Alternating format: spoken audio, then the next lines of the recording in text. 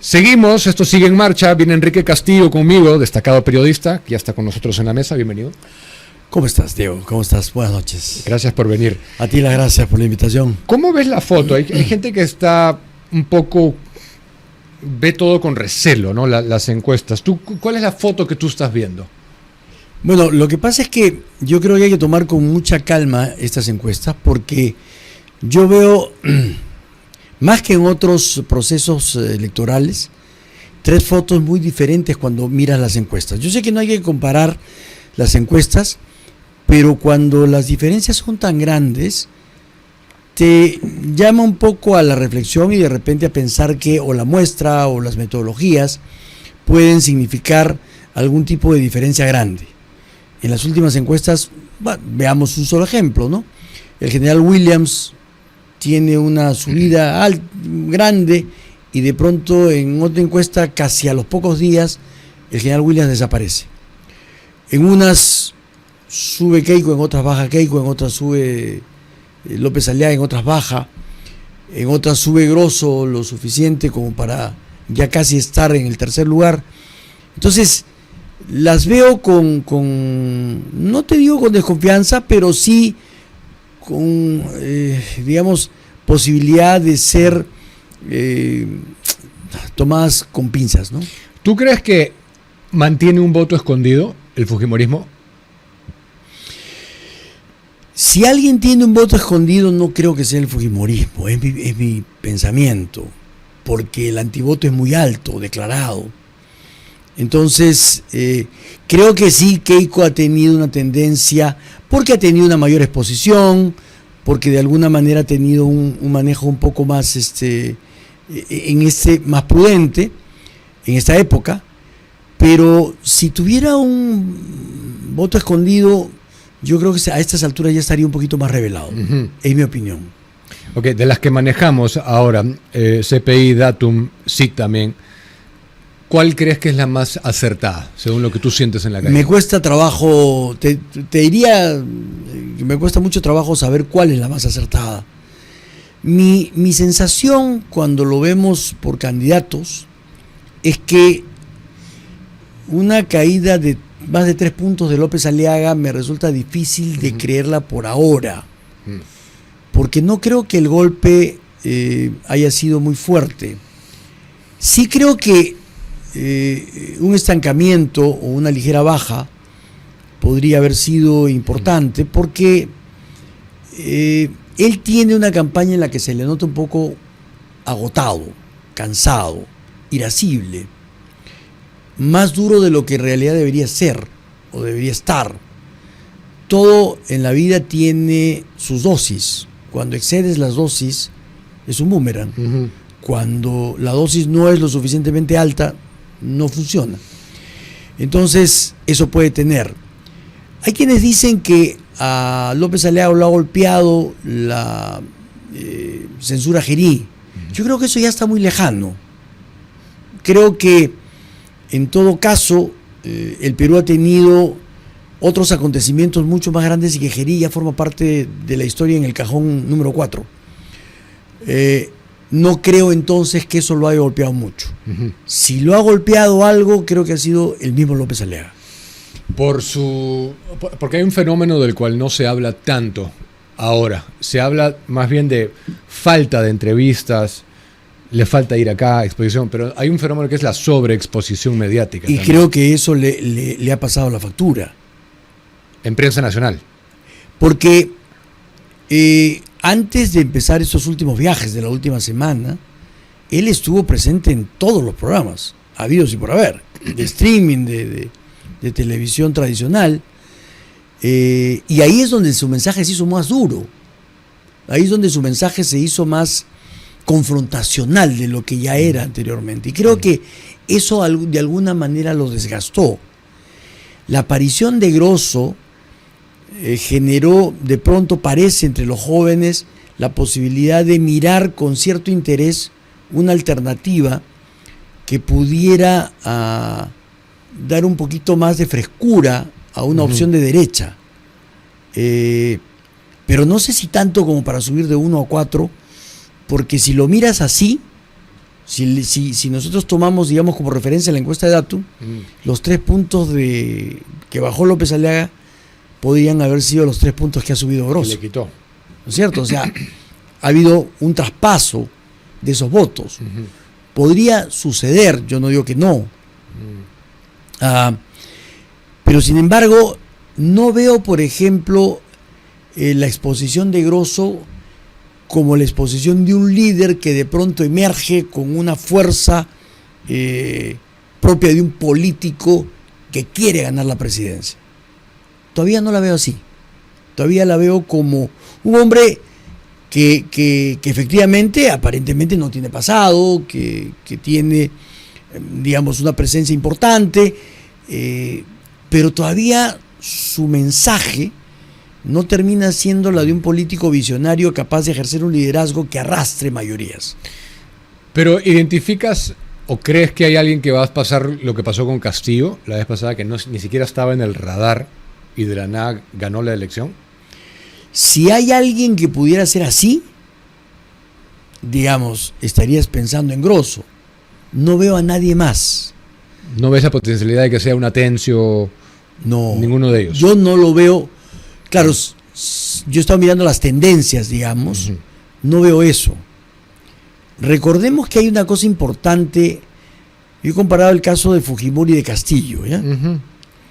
Y el caso de Fujimori y Castillo son especiales porque detrás de ellos habían comunidades muy importantes. Fujimori y los evangélicos. Así es. Y Castillo y el magisterio. Y no son poca cosa, ¿no es cierto? Los sindicatos magisteriales que empujaban a Pedro Castillo, estás hablando pues de entre 300.000 y 500.000 personas.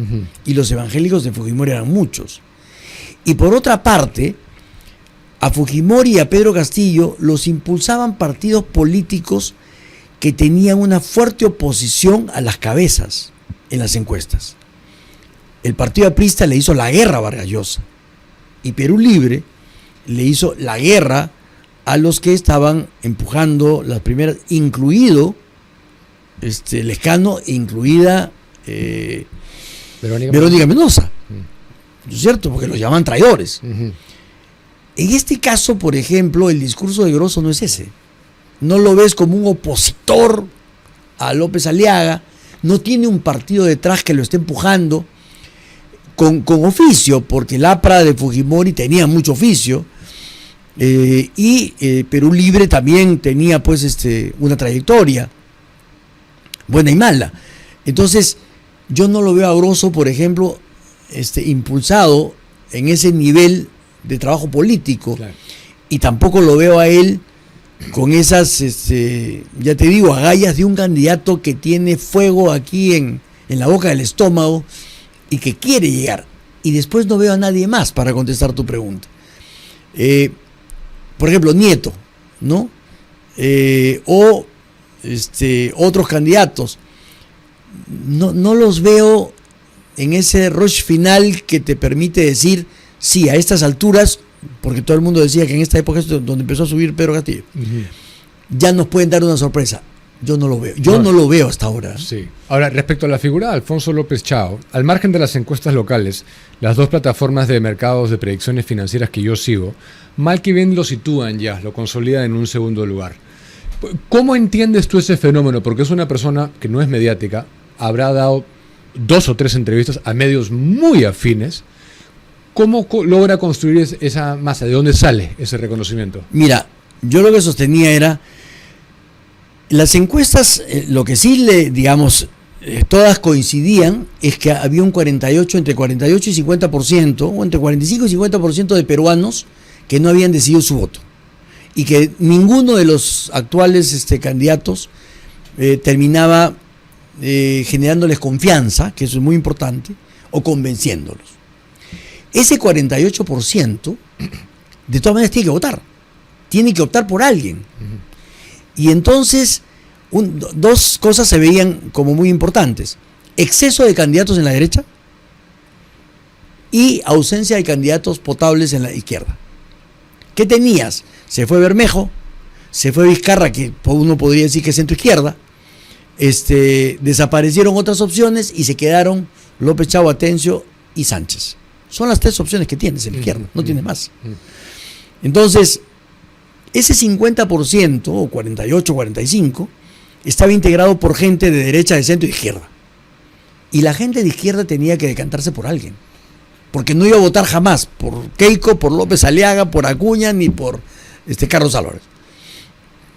Entonces, yo creo que digamos, el crecimiento, la consolidación de López Chau tiene 2 aspectos. Uno primero, que supo jalarse gente a sus listas que tenían presencia en las regiones, oficio político y exposición. Tú puedes estar o no de acuerdo con Mirta Vázquez, pero de que tiene un bolsón electoral en Cajamarca, lo tiene. Tú puedes estar de acuerdo o en desacuerdo con Indira Wilca, pero son gente que mueve masa, sí, que sabe manejarse políticamente en los sectores en donde ellos tienen fuerza y en donde su discurso, cualquiera que sea, tiene audiencia. Entonces ese es uno, supo elegir parte de su gente.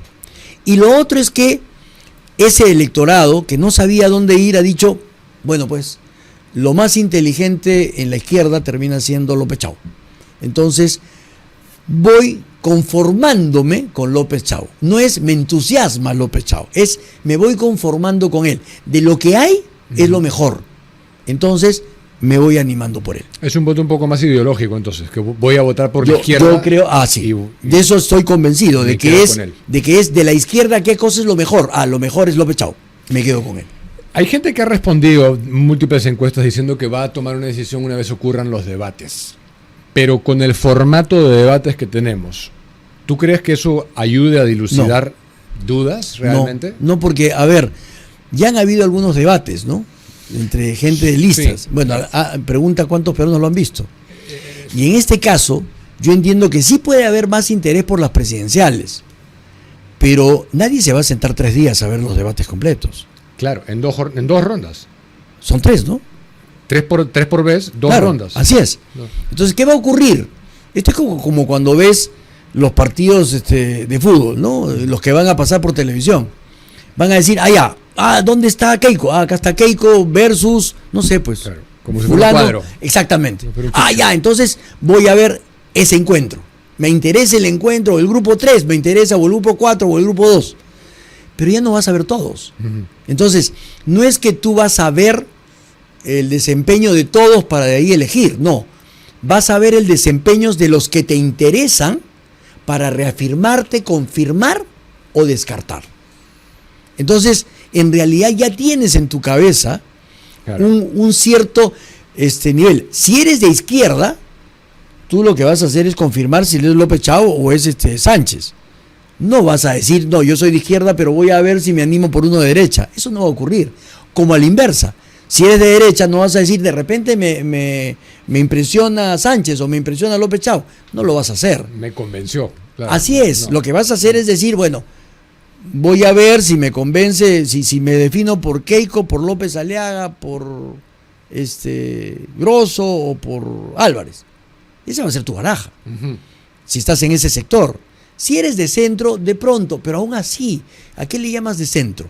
Yo no encuentro a alguien que diga de centro y hoy, de repente me convence la derecha, me convence la izquierda. Eso no puede pasar. No. Eso no va a pasar. Y aparte el formato interminable, 3 jornadas enteras. Entonces, eso es imposible hasta físicamente, porque trabajas, estudias, físicamente es imposible. Sí, totalmente. Ahora, para terminar, quiero preguntarte por el voto de confianza. ¿Tú crees que se lo va a obtener? Mira, yo estaba convencido de que sí, hasta la semana pasada. Hoy, yo creo que el manejo que están haciendo le va a dar la justificación perfecta a quienes, ahora sí, pensando en las elecciones, van a intentar darse la razón con relación a que esto era un desastre anunciado, ¿no? Y entonces, yo creo que o va a ser muy ajustado, o vas a tener muchas abstenciones, desapariciones y votos en contra, como para que de repente una primera ministra que creo que está pecando de exceso de protagonismo y quemándose sola, va a ponerse en riesgo, porque Diego, si tú tienes un ministro de Educación, que es tu fusible, lo haces que se pasee él y que enfrente esta andanada de los padres de familia. Ujú. No te expones como primer ministro, porque de ahí ya no hay fusible. Ahora, la primera ministra, hay que decirlo, ha perdido autoridad, porque da una medida, los padres se le rebelan, los colegios se le rebelan y termina después diciendo, bueno, no importa ya, voluntario. Entonces pierdes autoridad. Entonces, frente a eso, esa sobreexposición de la ministra y esa falta de capacidad política de utilizar a sus fusibles para en determinado momento sacrificarlos antes del voto de confianza y decir, bueno, ministro de Educación, falló usted pues, le falló la medida, chao, váyase que yo traigo a otro. Y con eso solucionas el problema. Pero ahora, ¿cómo hace si ella se ha puesto de fusible? El fujimorismo ha dicho, no le doy el voto de confianza si mantiene la medida de que los escolares no vayan al colegio. Y lo mantuvo esta noche. Así es. Ahora se ha puesto un poquito más flexible, pero ya no ella, el Ministerio de Educación. Sí. Entonces, esas cosas te quitan autoridad. Y si tú te expones a que te quiten autoridad, es porque realmente políticamente estás perdiendo y vas a ser blanco de muchas cosas. Ok, ¿no? entonces Fuerza Popular avanza, ya lo dijo, y Renovación no le van a dar. No le van a dar. APP también se ha puesto medio de costado, sacó un comunicado exigiendo que se solucione el problema. No me extrañaría que en determinado momento también le baje el dedo, ¿no? Qué impredecible, ¿no? Una vez más, estamos en un terreno que es difícil de anticipar. O sea, mira, un tubo puede golpear a una primera ministra y tumbársela. Es serísimo. Así es. Lo que ha pasado. Absolutamente. Y no sabemos además qué otras consecuencias podría llegar a tener. Pues claro, tú arreglas este tubo, pero el trauma que te ha generado a la población en general y las consecuencias económicas, porque yo no creo que la gasolina vuelva a bajar a los niveles de la semana antepasada. Ya subieron los taxis, ya subieron sus tarifas, ¿tú crees que la van a volver a bajar? Entonces eso va a generar no solamente un tema inflacionario, por más mínimo que sea, sino que te va a generar un trauma que va a demorar en ser recuperado por la población. Y eso afecta obviamente a una primera ministra que si en determinado momento aparecía como la voz sensata, los gremios empresariales la defendían su permanencia, ahora los gremios empresariales le han dado la espalda y la han criticado. O sea, hay un comunicado de Alex muy duro para con la primera ministra y las medidas que dio en un primer momento. Entonces mira qué fácil y qué rápido pierdes el apoyo de alguien por una decisión equivocada o por un hecho que podría haber sido mucho más grave, ¿no? Pero la presión social que se va a derivar del aumento de las tarifas, eso no se va a ir. Eso, incluso si se van ellos, eso va a seguir. Absolutamente. Quien venga. Absolutamente. O sea, porque, otra vez, los taxis no van a volver a recuperar el precio. Ya lo fijaron ahí y ahí se queda. Y te van a decir que eso es la gasolina y que puede ser y que lo que sea. Ya no van a bajar. Y eso va a generar, ya generó, un malestar en la población. Un malestar que se quedó. Y que, como te digo, va a tener otras repercusiones. No solamente eso, sino que ahora también empezamos por una presión sobre el tema de si renegocias o no renegocias el contrato con TGP. Sobre si debes tener o no debes tener 2 o 3 tubos más. Sobre si cambias la matriz energética de tu casa y te quedas con GNB o vuelves al GLP, ¿qué haces? Entonces, esto, como te digo, genera un trauma del cual va a ser muy difícil de salir y que políticamente le hace muchísimo daño a este gabinete. Insisto, cuando tienes una situación de esa que tú no controlas, lo que sí puedes controlar es el funcionamiento de tu gabinete frente a una situación de crisis como esta. Para esas son los manejos de crisis. Pero cuando la número 1 pone su cabeza en la guillotina, ¿qué haces? ¿Dónde estuvo el ministro de Energía y Minas? Lo hemos escuchado en diferentes entrevistas. ¿Dónde estaba el ministro de Educación? ¿Ha salido por todos los medios? No. Prefirió salir la primera ministra. Y eso para mí es un error estratégico desde el gobierno. Esperemos que lo del gas por lo menos se solucione rápidamente. Muchas gracias por venir. Encantado, Diego. Enrique Castillo. Muchas gracias. Con nosotros, 8 y 9.